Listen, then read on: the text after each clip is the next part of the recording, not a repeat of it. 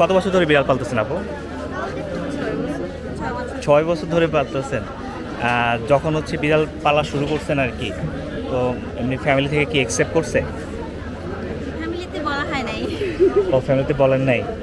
ও যখন বিড়াল আর কি বাসায় নিয়ে আসছেন, বাসায় যখন নিয়ে আসতে অ্যাকসেপ্ট করছে তখন আমাদের থেকে বেশি মানে আমাদের থেকে বেশি আদর যত্ন করছে। আপনারা কি 2 বোন? একটু করি তো, আপনি কি বড় আপু? হ্যাঁ। আচ্ছা আচ্ছা। তো মানে বিড়াল পালা শুরু করলেন কি মানে কিভাবে আর কি, মানে বিড়ালের ইসে আসলেন কিভাবে? আসলে বিড়াল জিনিসটা দেখতে আগে থেকে ভালো লাগতো, তো তখন আমাদের মনে হয়েছে যে একটা বিড়াল থাকলে আমাদের বেশি ভালো লাগবে।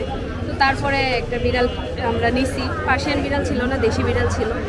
তো তখন আস্তে আস্তে আমরা বিড়াল সম্পর্কে আরও জানলাম যে ওর ভ্যাকসিনেশন লাগে, মানে নতুন সময় অনেক মানুষ অনেক কিছু যায় না। এখন আল্লাহর রহমতে বিড়াল কেমন হয় না হয় একটু একটু বলতে পারি। আচ্ছা, যদি প্রথমে নতুন কেউ বিড়াল পালে তাহলে সেক্ষেত্রে কীভাবে বিড়াল যত্ন নেবে আর কি? বিড়ালের মেন খাবার তো আসলে ফিশ অথবা চিকেন।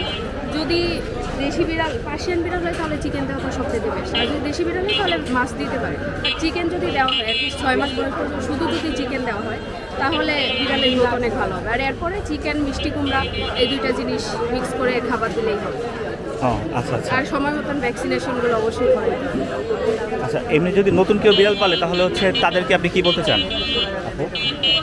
তাহলে বলবো যে ওরা অনেক আদরে নিলে পরে মানে একটা নেশা হয়ে যাবে যে বিড়াল ছাড়া আর থাকতে পারবে না।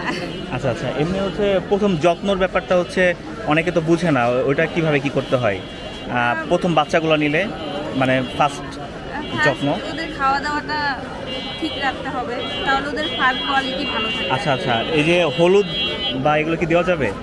হলুদ? হ্যাঁ, খাবারে হলুদ দেওয়া যাবে? না, আমরা তো দিই না। আপনার দেন না? আচ্ছা, হলুদ দিলে বলে লোম পড়ে যায়, ব্যাপারটা কি জানেন? হতে পারে, কিন্তু আমরা মশলা জাতীয় খাবার যতটা সম্ভব অ্যাভয়েড করা উচিত। অ্যাভয়েড করা উচিত না? হলুদ না দেওয়াটাই উচিত। আচ্ছা, 3 মাস পর পর ভ্যাকসিন দিতে হয়?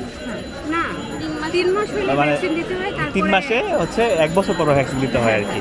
তো এমনি হচ্ছে ভ্যাকসিনের র্যাবিস এই দুটো নাকি শুধু আরও কিছু আছে? র্যাবিস আর ভ্যাকসিন না?